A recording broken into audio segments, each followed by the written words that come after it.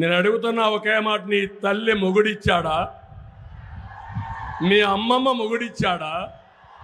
మీ నాన్నమ్మ మొగుడిచ్చాడా? మీ జేజే తాత ఇచ్చాడా?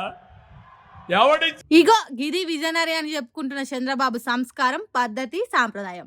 సెంటర్ సర్కార్ దగ్గర నిధులు తీసుకొచ్చింది నేను అని చెప్పిన దానికి నీ అమ్మ మొగుడిచ్చిండా, నీ నాయనమ్మ మొగుడిచ్చిండా అనే దానికి చాలా తేడా ఉన్న సంగతి మర్చిపోయింది కావచ్చు మన విజనరీ చంద్రాల సారు.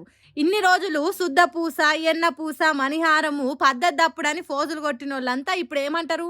ఎవల గురించి మాట్లాడిండు, ఎక్కడ మాట్లాడిండు అనేది పక్కన పెడితే ఇట్లా మాట్లాడొచ్చా? ఇదేనా సీనియర్ పొలిటీషియన్ మాట్లాడే పద్ధతి? ఈ నడుమ రాజకీయ లీడర్లు మైకు దొరికితే చాలు మందిని తిట్టి జనాన్ని మచ్చిగా చేసుకుంటున్నారు.